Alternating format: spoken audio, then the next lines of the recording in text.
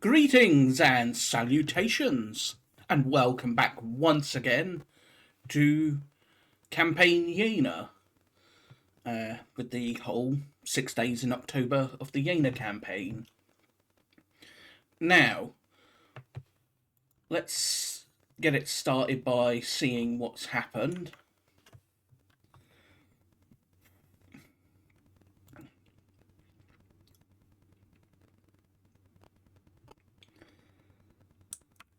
The French cavalry at Neustadt,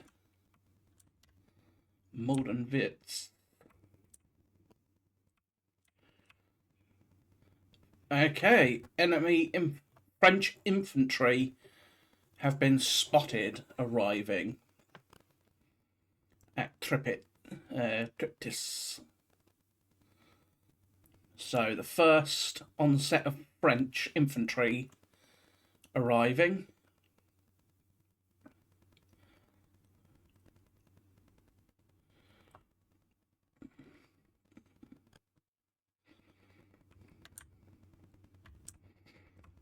To face my deployed forces under Tauentzien and Zeitwitz.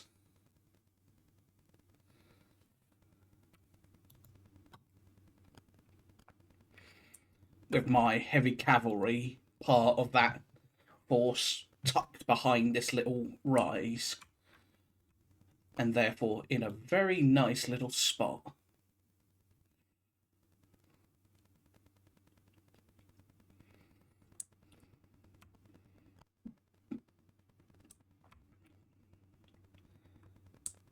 Let's see, anything else?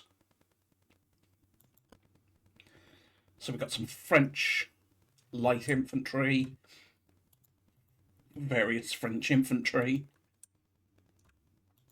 and some guns. So they are arriving. 1 unit undisordered, 7 units recover fatigue. So this is turn 29. Let us get these boys continuing to withdraw past Brauensdorf, and probably take up position at what's that, Mittelpolnitz. I will butcher some of the names, unfortunately. Interesting. Turns out that might have been... no, not really. Having a wall is nice, but yeah, not really. I'm happy where my position is. There's no need to do anything crazy. Over here, we're just staring off with each other. Holzendorf and the French chasseur here are staring off against one another. We're going to get you off the road while the infantry continues to arrive.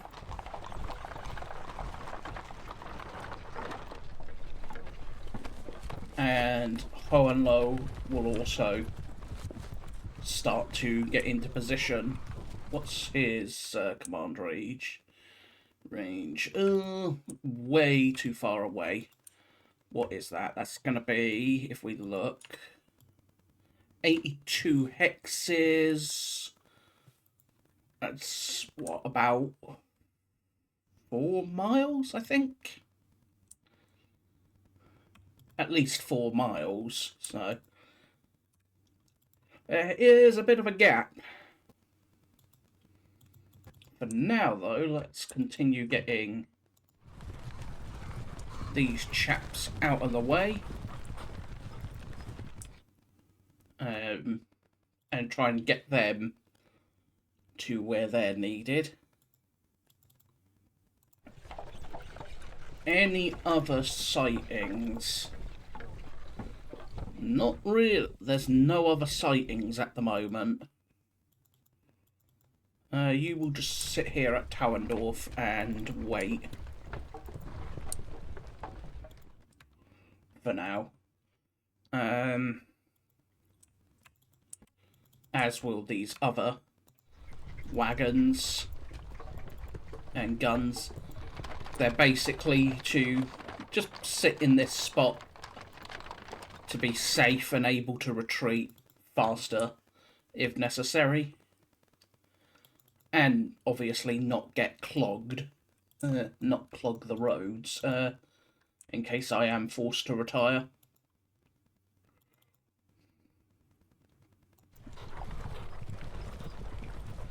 Towenzine is perfectly fine where he is. We'll go sit here for now because everyone's in command, so that's fine with me.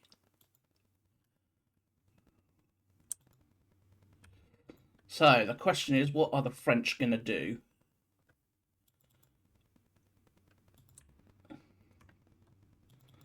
I will place these grenadiers on the flank, actually, just to keep an eye on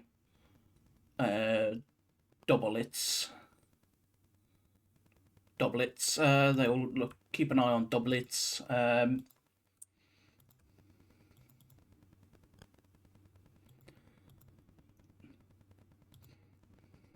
Just to prevent surprise assault into my side.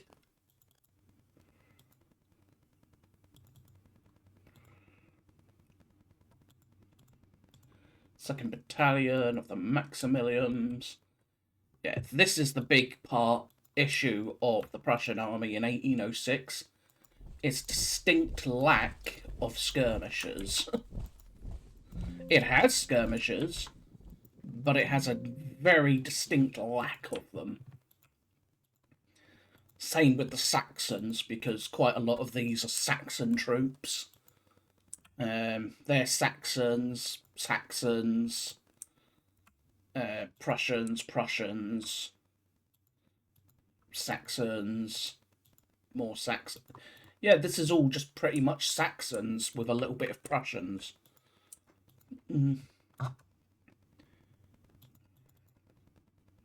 Still,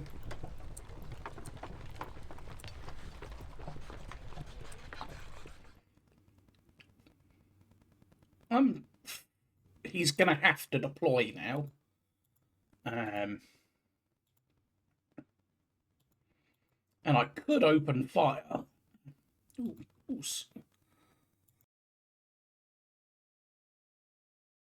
Oh, apologies. My voice was going there for some reason. Now, I could, so north, I could further retreat to the north, but I'm not going to. Northwest, southwest, south.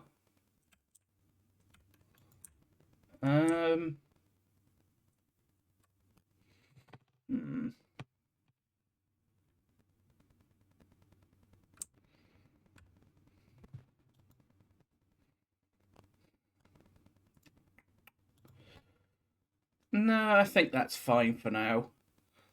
No need to retreat prematurely.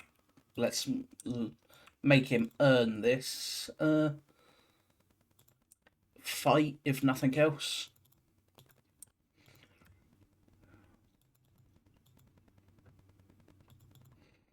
The Kronheim Jaegers will go over here and basically stay by what these will be. These will be basically fish ponds. They are most likely fish ponds, so I will have the Jaegers sit by the fish ponds to just shoot across them if necessary. Now, let's get to Louis Ferdinand and continue his march to Hochdorf and Langenfeld and deploy.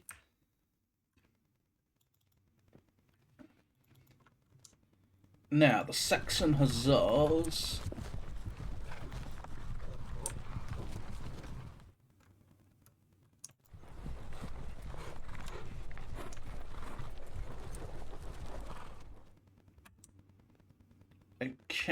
so since we last spotted them, I saw French heading from Rudolfstadt in pursuit of me up this main road.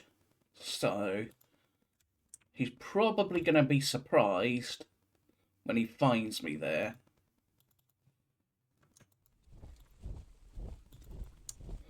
Blucher will continue the advance of, well, the advance guard until he can reach Weimar, at which point he'll stop at least temporarily to allow some of the other forces to catch up. Schmettal.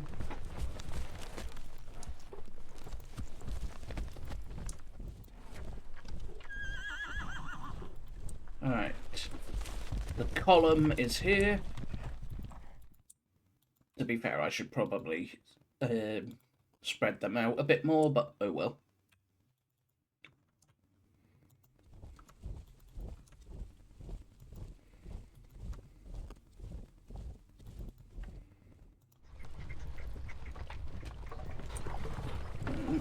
Get Brunswick moving.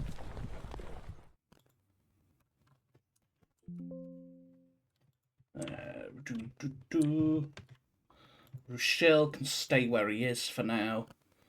Let's get the Prince of Orange continuing in his little advance.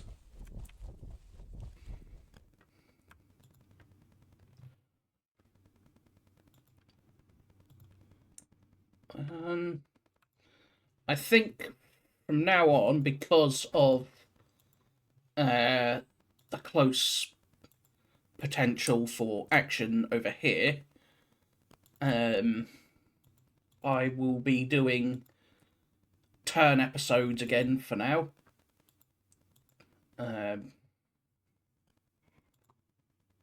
But we shall see. Do I shift you? Yes, I shift you 1 hex. And then turn you again. Keep you nice and centralised.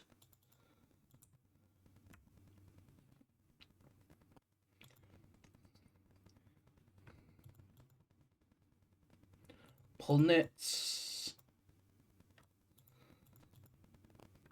Bergsdorf. Yeah, I think I'm happy with that. These are 4-pounder horse guns, 6-pounder horse guns. The 6-pounders I'm gonna send off, I think. And I'll keep the 4-pounders about. If for no other reason, then I'm more than happy to lose a 4-pounder over a 6-pounder. So let us see what he does. Overall, the situation remains pretty much the same. I've lost considerably more cavalry in the various rearguard actions, but it's only turn 29, so plenty of time to recoup those losses. Where are they? There they are. Yeah, this is going to super slow them down, unfortunately. I took the wrong road. I should have had them follow the main force and then break off on this road. And then they would have come out down here where I want them to, but they would have done it much, much faster. Oh well. It happens. Besides, it's only some cavalry and some 4-pounders and some fusiliers. It's not a lot.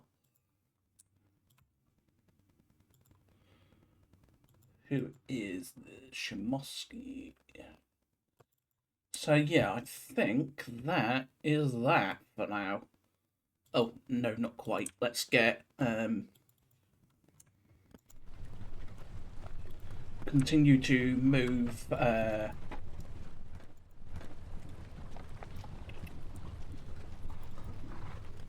Kharkiv. Continue to get Kharkiv advancing to where I'm placing him. Now, it may look a bit odd, me sending him in the opposite direction from where the French are. But I intend Kharkiv to be my overall strategic reserve. That's why I'm going to place him at Dornberg. By being at Dornberg, he can either cross the river and support Hohenlohe, or stay on the western bank of the Saale and support Brunswick, who he reports to anyway. Bring the king along. So it's just a case of where I place him. All in all, I think one of the two key spots for a battle, if we're going to have a quote, a pitched battle. Ooh, this looks pretty promising. Plenty of terrain. Pretty flat, but there's it's terrain. There's a few good spots for terrain when it comes to setting up for a pitched battle. But it all depends on what he does. Because who knows, we might end up with the quote historical battle of Sachsenhausen/Auerstadt if he goes that way. But it depends, again, on what he does. For the moment, I'm mostly going to be reacting to what he does before I potentially swap over to going on the offensive.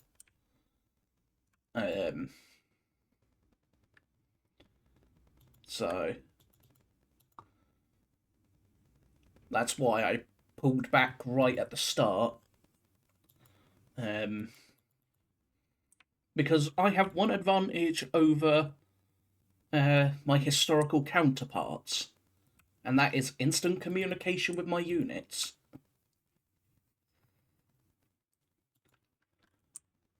But likewise, he also has that advantage, so that's why, for example, Brunswick's moving from Erfurt well before he did historically. But for now, I think that is going to be that. We are all nice and ready to continue. So, I hope you have enjoyed. As always, let me know down in the comments if you have. But until next time, before I continue to ramble on, I will hopefully see you again next turn, which will be 11:30, 11:40. So, and we'll see how this situation here at Oberpolnitz develops. So, until then, take care of yourselves, and I'll see you all next time. So, bye-bye for now.